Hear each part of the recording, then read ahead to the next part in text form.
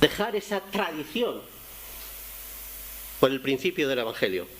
Y fijaros de qué manera, ya en Hechos hemos hablado mucho de lo que está pasando en cuanto a los lugares que Pablo está viajando, las características de esos lugares, pero fijaros de qué manera aquí en Éfeso se destacan tres cosas fundamentales que hacen pues ver cuál es el sentir de los efesios y cuál es la mente y el corazón que ellos tenían con relación a sus dioses y a sus creencias y a su cultura y a su vida, y por qué ese evangelio fue difícil de calar también en esa ciudad.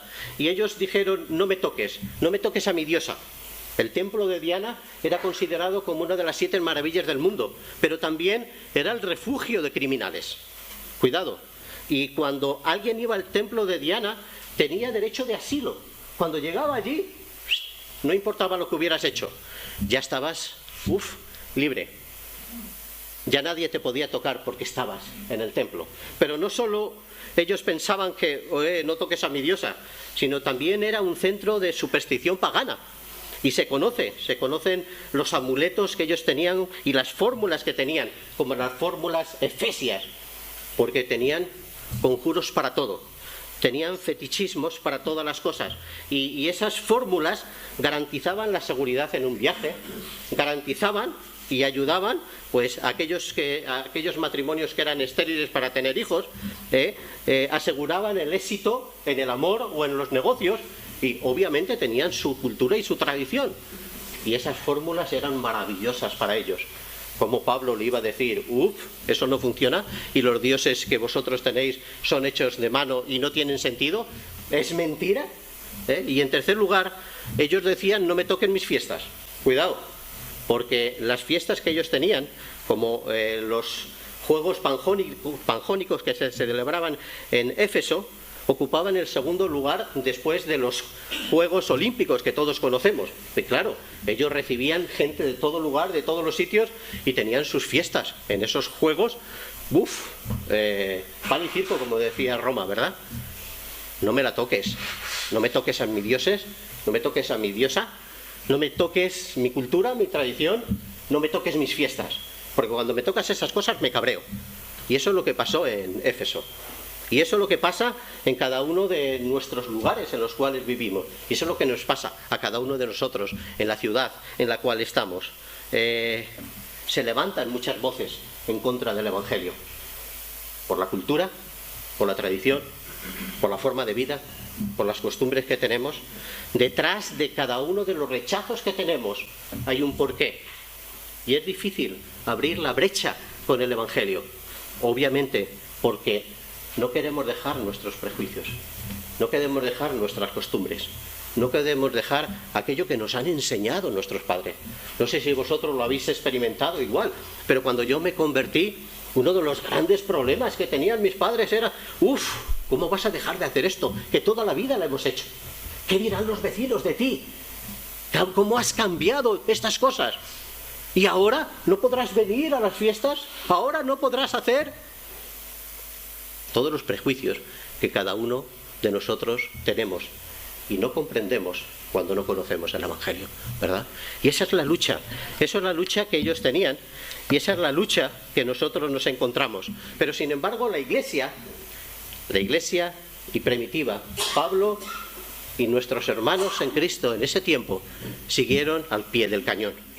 Y siguieron al pie del cañón de tal manera que fueron capaces de revolucionar al mundo, que fueron capaces de llevar el Evangelio hasta el último rincón, que fueron capaces de pasar por grandes pruebas, problemas y dificultades, pero que no tiraron la toalla, que siguieron al pie del cañón, cumpliendo sus compromisos, sus obligaciones y sus responsabilidades como hijos de Dios.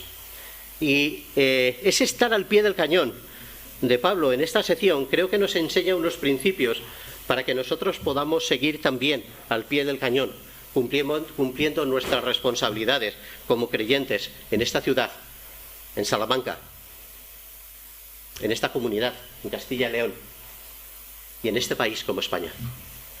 Con todos los problemas que tengamos, con todos los defectos que tengamos, con todas las cuestiones que pasemos. Y lo primero que nos enseña Pablo es que tenemos que aprender a trabajar en equipo. Necesitamos fortalecimiento en la Iglesia. El ministerio eclesial no es cosa de uno solo, hermanos. Es la suma de todos. Creo que más de una ocasión lo hemos dicho, ¿verdad? Y en las cartas de Pablo vemos de qué manera se destaca una palabra fundamental que a mí me encanta. ¿Sabéis cuál es? Colaborador. Vais a leer muchas veces en las cartas del Pablo, mi colaborador. Colaboradores en Cristo. Colaboradores en Cristo. Porque en definitiva, Pablo sabía rodearse de buen equipo, de hombres y mujeres que amaban al Señor y que estaban dispuestos a estar firmes al pie del cañón, cumpliendo sus responsabilidades. Y encontramos en esta sección a Priscila y Aquila, que fueron los que hablaron a Apolo, que luego reconoce Pablo como su colaborador en Cristo. Pero también se nos menciona a Gayo y a Aristarco en el versículo 29. Y también nos habla en el versículo 22 de dos ayudantes más, a Timoteo y a Erasto. Y a lo largo de todas las cartas de Pablo, vemos como menciona cantidad de hombres, que se ha hablado mucho de ellos, pero también a una cantidad de mujeres que estaban al pie del cañón. Y habla de Dámaris, de Lidia, de Priscila, de Febe, de María. Y de María dice que ha trabajado tanto por vosotros. Ya me imagino esta mujer sirviendo en la congregación. A Trifena y Trifosa, que cualquiera se aprende estos nombres, ¿verdad? Pero nos dice que trabajaron duro por el Señor. ¡Qué maravilloso! Estas mujeres trabajando duro por el Señor. A Ninfa. Y así una gran cantidad de mujeres que estaban sirviendo al Señor dentro de la iglesia, sirviendo al Señor fuera de la iglesia, sirviendo al Señor viajando con Pablo y proclamando el Evangelio, no donde solo vivían, sino hasta los confines de la tierra. Y iban siguiendo a Pablo, iban acompañando a Pablo, iban fortaleciendo a la iglesia, iban haciendo una gran labor. Mujeres que estaban al pie del cañón y que estaban llevando su responsabilidad. Y es que el trabajo del Evangelio, el trabajo en la iglesia, es el trabajo en equipo. Es la suma que cada uno de nosotros tenemos que hacer, cada uno en su lugar, cumpliendo las responsabilidades que tenemos. Priscila y Aquila, me imagino que fueron ayudados y enseñados por Pablo, pero luego vemos a Priscila y Aquila enseñando a Apolos. Y fijaros cómo en los versículos del 24 al 28 del capítulo 18 vemos cómo se da ese trabajo en equipo que cada uno de ellos estaba haciendo. Dice, llegó entonces a Éfeso un judío que se llamaba Apolos, natural de Alejandría, hombre elocuente y que era poderoso en las Escrituras. Este había sido instruido en el camino del Señor y siendo ferviente de espíritu, hablaba y enseñaba con exactitud las cosas referentes a Jesús, aunque solo conocía el bautismo de Juan. Y comenzó a hablar con denuedo en la sinagoga, pero cuando Priscila y Aquila lo oyeron, lo llevaron aparte y le explicaron con mayor exactitud el camino de Dios. Cuando él quiso pasar a Acaya, los hermanos lo animaron y escribieron a los discípulos que lo recibieran. Y cuando llegó allí, a Acaya, ayudó mucho a lo que por la gracia habían creído, porque refutaba vigorosamente en público a los judíos, demostrando por las Escrituras que Jesús era el Cristo. Fijaros qué cosas estamos viendo aquí. Priscila y Aquila, como decía, posiblemente formados por Pablo. Apolos, que es ayudado por Priscila y Aquila. Los hermanos, que a Apolos para que vaya a Acaya, y le escriben una carta de recomendación. Y cuando llega este hombre a Acaya, a esa iglesia, nos dice que estaba proclamando el Evangelio con poder y estaba ayudando a los hermanos en la congregación. Eso es un trabajo en equipo. Cada uno con sus responsabilidades, cada uno llevando, según los dones que nos ha dado, aquellas responsabilidades que tenemos. Y no importa el sitio donde estemos, no importa si sabemos más o menos de la palabra de Dios, que muchas veces ponemos la justificación, no, es que yo todavía no domino la palabra de Dios. ¿Qué tienes que dominar de la palabra de Dios? ¿Qué tienes que dominar de la palabra de Dios? Si lo que nosotros estamos transmitiendo a los demás es lo que Dios ha hecho en nuestra vida. ¿De qué manera nos ha transformado, nos ha cambiado? ¿Cómo ha sido misericordioso con nosotros? Y eso lo aprendemos cuando recibimos el perdón de Dios. No hay excusas. Si sabemos más o menos. No importa si eres hombre o mujer, si eres joven o mayor. No importa si estás trabajando, estás estudiando o estás limpiando en casa. La cuestión es que Dios te ha dado unos dones. La cuestión es que Dios realmente te ha convertido para hacer algo en tu vida y a través de tu vida. Realmente es que Dios quiere hacer algo maravilloso contigo y a través de ti. Y muchas veces decimos, no, es que yo soy tímido y no puedo hablar el domingo por la mañana en la reunión del culto. Los que me conocéis ya sabéis que yo soy tímido. ¿A que sí? Soy tímido. Pero aquí estoy. Pero sin embargo, el Señor no nos ha convertido para solo hablar un poquito los domingos por la mañana y el jueves por la tarde. Cada uno tenemos nuestro carácter, cada uno tenemos nuestra forma de ser, cada uno tenemos nuestras características y dones, pero el domingo por la mañana estamos aquí 2 horas y el jueves por la tarde estamos aquí 1 hora. En total pasamos 3 horas a la semana en este lugar, ¿vale? Al margen luego de las células y todas esas cosas que son aparte. 3 horas. ¿Sabéis cuántas horas tiene un día? 24.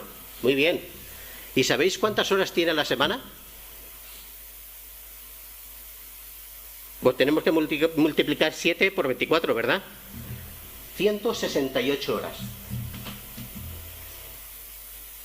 ¿Vosotros creéis que Dios nos ha dado dones, nos ha dado características, nos ha dado capacidades, nos ha dado habilidades para que solo las pongamos en práctica 3 horas a la semana? Con 168 horas, anda que no nos da tiempo para hacer cosas, ¿verdad?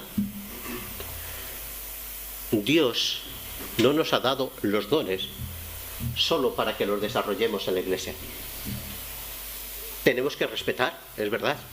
Hay hermanos y hay hermanas que no les gusta hablar en público, lo respetamos. Hay hermanos que tienen sus costumbres y sus... No pasa nada. El Señor nos quiere tal y como somos, con todos nuestros defectos y todas nuestras virtudes.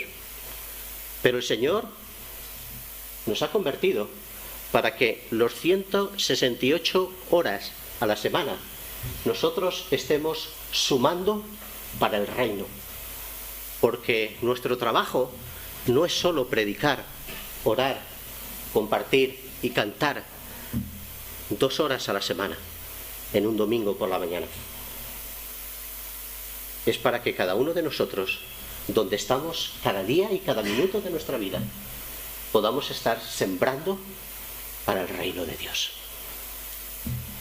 Y cuidado, por favor, cuando os pidamos que compartáis un domingo en el culto y todo eso, pues decir que sí, que es bueno que escuchemos voces y es bueno que cada uno compartamos las cosas que el Señor ha hecho en nuestra vida. Pero eso no es lo máximo. Eso es una cosa más pequeña que podemos hacer.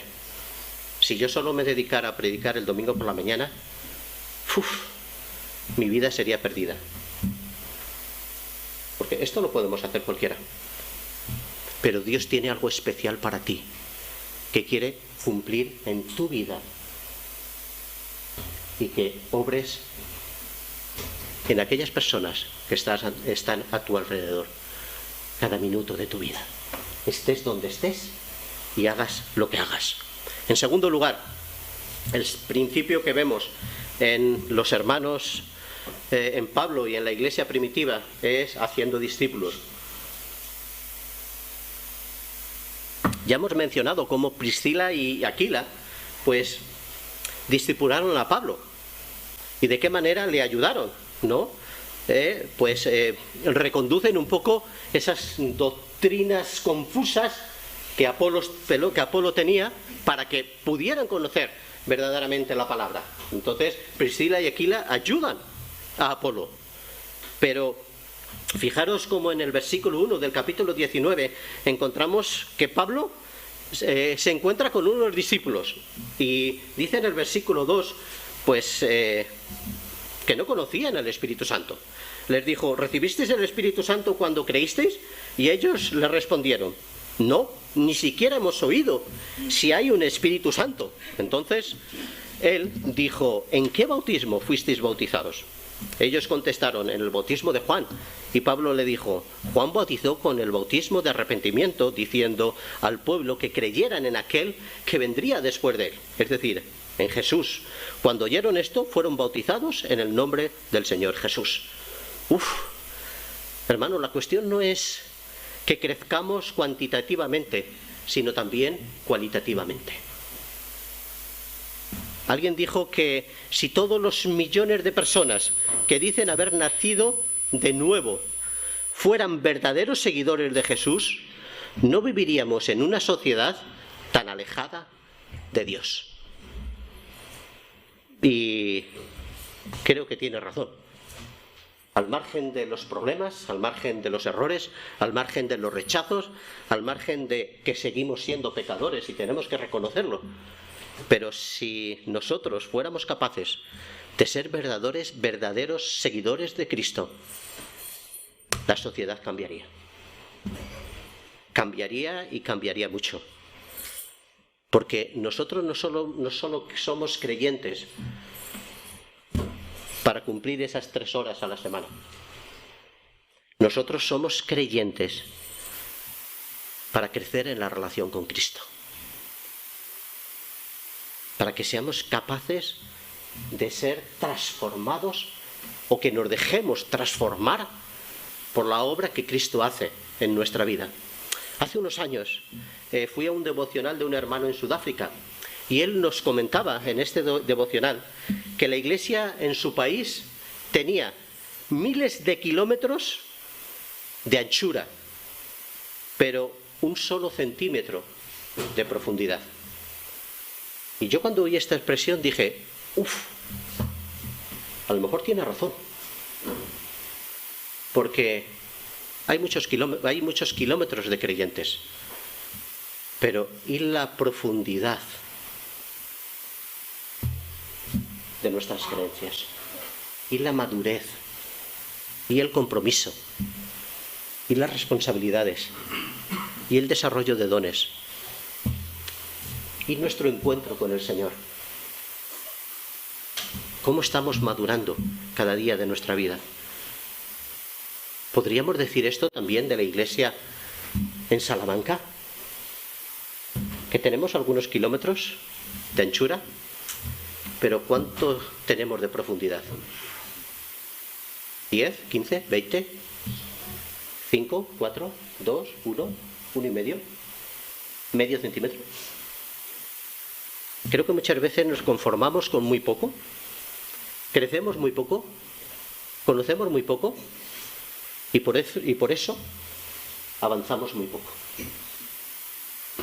Porque la cuestión de nuestra vida no es tanto si queremos más o queremos menos con nuestra boca, si estamos comprometidos con nuestro Señor, si tenemos una buena relación íntima y personal con nuestro Señor. Porque me da la impresión que a veces en mi vida reduzco el cristianismo como los beneficios eternos que vamos a tener con el Señor. ¿Me entendéis, verdad? Es maravilloso el Dios que tenemos. Nos ha dado unas promesas extraordinarias. Nos ha asegurado una salvación eterna. Nos ha dicho que nos está preparando un lugar para la eternidad con Él. Pero, ¿estoy estudiando la palabra de Dios como debería estar estudiando? ¿Estoy creciendo en el conocimiento de la verdad como tendría que estar creciendo? ¿Estoy ayudando al hermano discipulando o siendo discipulado por un hermano para poder crecer en ese conocimiento de la verdad?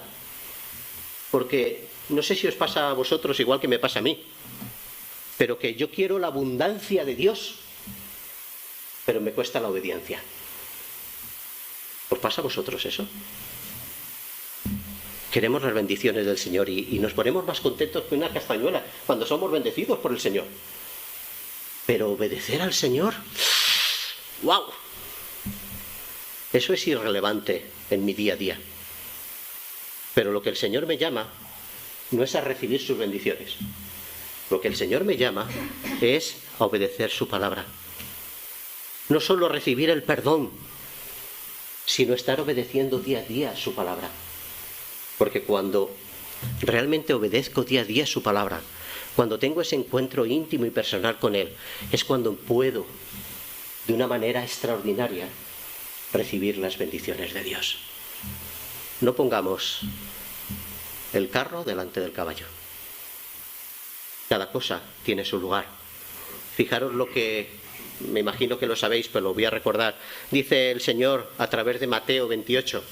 Id pues y hacer discípulos de todas las naciones, bautizándolos en el nombre del Padre, del Hijo y del Espíritu Santo, y enseñándoles a guardar todo lo que os he mandado. Y aquí, yo estoy con vosotros todos los días hasta el fin del mundo. Fijaros que no nos dice, id por todo el mundo a convertir a la gente, a convertir a la humanidad. No, no es nuestra responsabilidad convertir. Eso es del Señor. Nuestra responsabilidad es ir por todo el mundo enseñando a guardar todo lo que os he mandado. La responsabilidad nuestra es la enseñanza, es la proclamación, como veremos después. Es transmitir la verdad del Evangelio. Y nos tenemos que ayudar, y ayudar de una manera práctica, no solo con palabras. ¿Sabéis? El discípulo es aquel que va con su maestro y que sigue las pisadas de su maestro. No solo le escucha, no le escucha solo lo que tiene que hacer. Antiguamente los oficios, ¿sabéis cómo se aprendían en España, verdad? Cuando dejabas a tu hijo con un maestro y vivía con él y le daba de comer. Ese era el pago por enseñarle el oficio.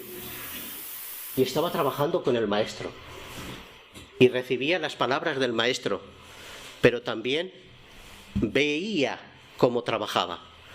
Y nosotros como creyentes tenemos que hacer lo mismo. No vivimos de palabras. Son necesarias las predicaciones, son necesarias la enseñanza, pero vivimos de hechos. De que los hermanos vean cómo cada uno de nosotros vivimos y cómo es posible obedecer la palabra de Dios y cómo es posible el seguir las pisadas de Cristo y cómo es posible, cuando caemos, recibir el perdón de Dios, y cuando tenemos pecados, superar esos pecados, y cuando tenemos dificultades, superar esas dificultades. No tenemos que mostrar que somos superhombres, porque no lo somos, o supermujeres. Todos los de aquí habéis pecado. Si no ha sido hoy, fue ayer. Y si no, lo vais a hacer dentro de media hora. Todos, en algún momento de nuestra vida, pecamos. La diferencia entre un creyente, un hijo de Dios, y una persona que no es hijo de Dios, no es si peca o no peca. ¿Sabéis cuál es la diferencia? El arrepentimiento. El que acudamos a Dios, reconociendo lo que somos y pidiendo perdón por nuestros pecados. ¿Estás discipulando a alguien? ¿Estás siendo discipulado por alguien? ¿Estás enseñando a alguien? ¿Te estás tomando en serio lo que el Señor te está diciendo? Te animo a que lo hagas, hermano. Si no lo estás haciendo, hazlo. Si lo estás haciendo, amén, tira para adelante. Pero si no lo estás haciendo, es el momento de empezar a pastorearnos mutuamente para poder ayudarnos a desarrollar el Evangelio. Y por último, uno de los principios que más destaca en la vida de Pablo es desarrollar la misión de Dios. la misión de Dios en el plan universal, no solo en el plan local en que cada uno vivimos. Y destaca de una manera especial. ¿De qué manera? Pablo tiene como prioridad llevar el Evangelio hasta los confines de la tierra. Y para él no hay fronteras, para él no hay barreras. Él tenía ese objetivo, sabía para qué lo había llamado el Señor y ¡va! Adelante, llevando ese plan y ese objetivo. Pero lo que más me llama la atención en esta sección es que el proclamar el Evangelio, el trabajar para la misión de Dios, lo hace con cabeza. No lo hace de cualquier manera. No es algo que surge espontáneamente y vamos a ver cómo va o cómo no va. Lo primero que Pablo hace es planificación. Le gusta planificar las cosas. Y cuidado, no nos movemos por estrategias mejores o peores y el fruto que vamos a tener va a ir relacionado con las estrategias que tenemos. Nos movemos por la voluntad de Dios, pero dentro de la voluntad de Dios también tiene su lugar esa planificación. Y ahí le vemos en muchos sitios, por ejemplo, cuando hace ese discurso en el Areópago, vemos de qué manera Pablo proclama el Evangelio con cabeza, ¿no? No solo en la forma que lo hace, sino también en la estrategia que sigue para llevar ese Evangelio a las personas que les estaba hablando. Pero fijaros aquí en el versículo del 8 al 10. Entró Pablo en la sinagoga y por 3 meses continuó hablando con denuedo, discutiendo y persuadiéndoles acerca del reino de Dios. Pero cuando algunos se endurecieron y se volvieron desobedientes, hablando mal del camino ante la multitud, Pablo se apartó de ellos llevándose a los discípulos y discutía diariamente en la escuela de Tirano. Esto continuó por 2 años, de manera que todos los que vivían en Asia oyeron la palabra del Señor, tanto judíos como griegos. Y aquí le vemos, Pablo primero en la sinagoga. Claro, es obvio, él tenía claro que tenía que llevar el Evangelio a los judíos, que ellos conocían las promesas de Dios.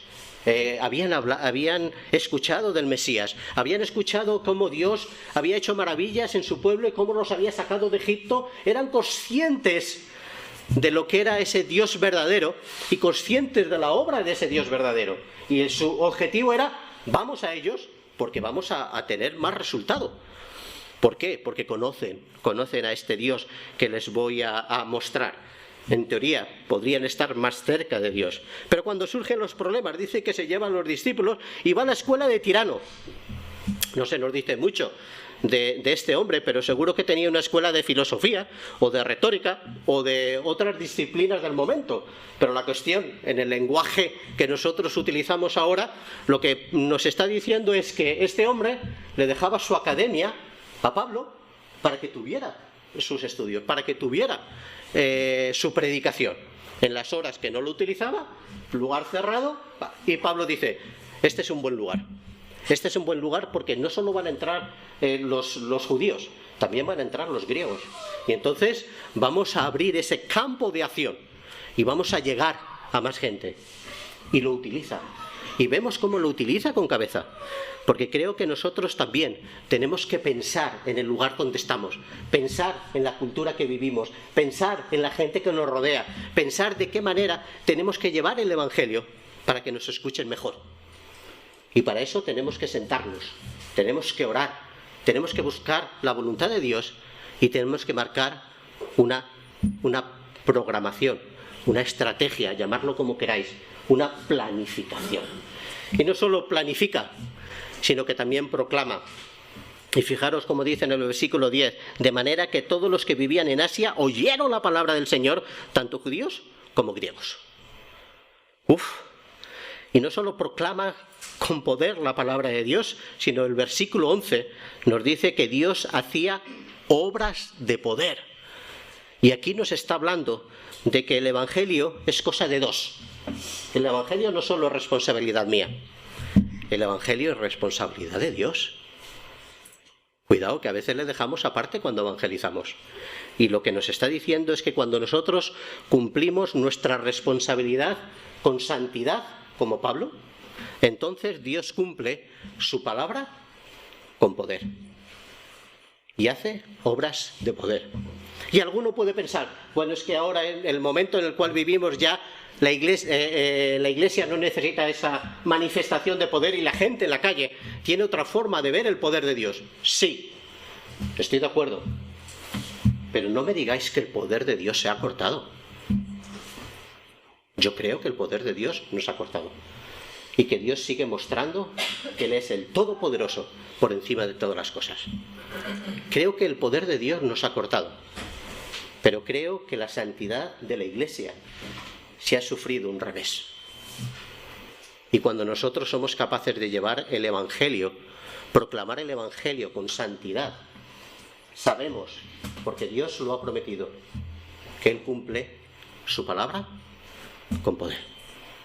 Y esa es la responsabilidad que nosotros tenemos delante del Señor. Y cuando nosotros somos capaces de hacer eso, fijaros lo que dice el versículo 37, porque habéis traído a estos hombres que ni roban templos ni blasfemian a nuestra diosa. Y aquí se evidencia de qué manera, aunque estaban en contra del Evangelio, tenían que reconocer que el ejemplo de esos hombres era genuino, era auténtico, que estaban haciendo las cosas bien. No creo el Evangelio, pero te respeto a ti como persona, porque la vida que estás llevando, el ejemplo que estás dando, las cosas que estás haciendo, chapó, manifiestan que eres una persona coherente, que eres una persona consagrada, que eres una persona que estás haciendo las cosas bien. Al margen de tus creencias, yo te respeto como persona por lo que haces. Y cuando nosotros somos capaces de hacer las cosas bien, la gente nos respeta por lo que hacemos, aunque no reciba el mensaje que llevamos. Pero no pueden negar la obra que cada uno de nosotros estamos haciendo. Aunque a lo mejor nos toque sufrir, como Gayo y Aristarco, en el versículo 29. Ellos fueron arrestados y llevados a juicio por causa de proclamar el Evangelio. Y es verdad que hay momentos en los cuales, en el lugar donde vivimos, o en las cuestiones que estamos haciendo, las circunstancias que estamos viviendo, nos pueden llevar a sufrir por el Evangelio. Pero ese es el precio que nosotros muchas veces tenemos que pagar. Sufrir por el Evangelio. Sufrir por llevar el mensaje a otras personas. Y ahora, gracias a Dios, en España no estamos sufriendo mucho, pero hay otros muchos hermanos en otros lugares, en otros países, que están sufriendo persecución y sufriendo martirio y condenados a muerte por llevar el Evangelio de Cristo. Pero a pesar de todo, siguen al pie del cañón. Y por último, precisión. Creo que Pablo nos enseña a llevar el Evangelio con precisión, con veracidad, porque no podemos, hermanos, jugar con las cosas espirituales. Lo que estamos haciendo y estamos llevando es importante, y no podemos relajarnos en el mensaje que estamos llevando, porque suene mal, o porque no le guste a la gente, o porque chirría en los oídos de alguno. Perdona, el Evangelio es el Evangelio, y nosotros tenemos la responsabilidad de llevarlo adecuadamente, porque si no, a lo mejor nos puede pasar como los hijos de Esceva. En el versículo 15 y 16 nos dice que ellos eran exorcistas ambulantes que invocaban el nombre del Señor sobre espíritus malos, y nos dice: pero el espíritu malo respondió y les dijo: a Jesús conozco y sé quién es Pablo, pero vosotros, ¿quiénes sois? Y el hombre en quien estaba el espíritu malo se lanzó sobre ellos y los dominó y pudo más que ellos, de manera que huyeron de aquella casa desnudos y heridos. ¡Oh! Tremendo. Con el Evangelio no se juega, con lo espiritual no se juega, con Dios no se juega. Nosotros tenemos el gran privilegio de poder tener esta relación personal con Dios y llamarle Padre. ¿Quién tiene ese privilegio? Sino los hijos de Dios. Pero la Escritura nos dice que Dios sigue siendo fuego consumidor. Y si nosotros podemos hacer esas cosas, no es porque hayamos cambiado de nuestro estatus pecaminoso a maravilloso. Es porque Cristo ha muerto por nuestros pecados. Pero la relación que debemos tener con Dios es: cuidado, es serio, Es serio nuestra relación con Él. Es serio lo que nosotros hacemos con Él. Es serio la relación y el compromiso que adquirimos con Él, ¿vale? Porque fijaros de qué manera en ese momento se ve el fruto de convertido, que en el versículo 18 y 20 nos dice: también muchos de los que habían creído continuaban viniendo, confesando y declarando las cosas que practicaban. Y muchos de los que practicaban la magia juntaban sus libros, los quemaban a la vista de todos y calcularon su precio y hallaron que llegaba a 50.000 piezas de plata. Venían, se presentaban en la congregación, se arrepentían, se confesaban, se arrepentían y daban fruto de convertido. Y esos libros que antes les estaban llevando por mal camino, los quemaron. Y 50.000 piezas de plata en aquel tiempo era tremendo. En este tiempo también.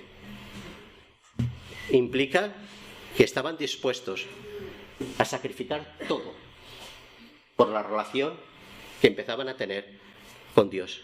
Necesitamos, hermanos, tener autenticidad como creyentes que somos. Y sabéis que ahora vamos a celebrar los 90 años de la Iglesia, ¿verdad? Vamos a cumplir 90 años. Es un número bueno, ya para celebrarlo, 90 años. Y sabéis que estamos pensando en cómo poder mejorar en nuestras relaciones, mejorar en nuestra relación con el Señor, mejorar en las cosas que estamos haciendo, mejorar en cómo llevar la palabra de Dios a nuestros conciudadanos.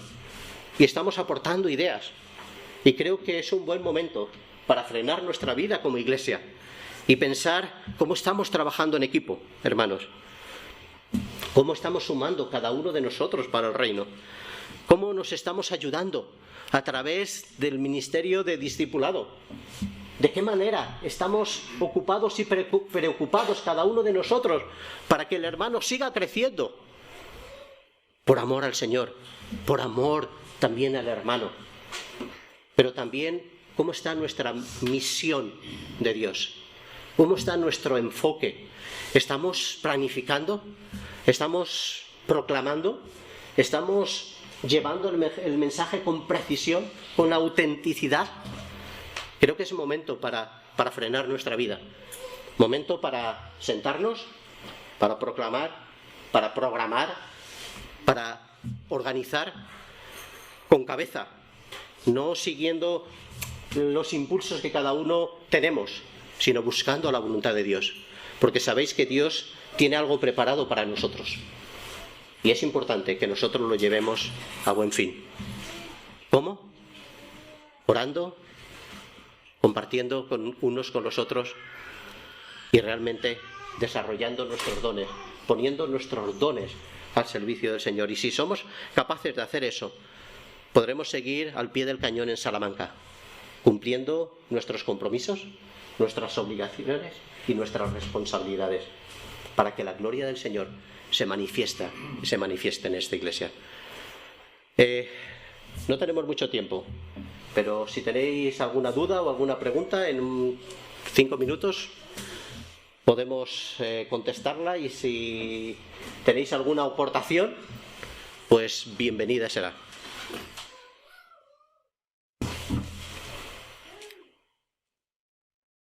¿O ya estáis pensando en el café? Que eso está bien, también.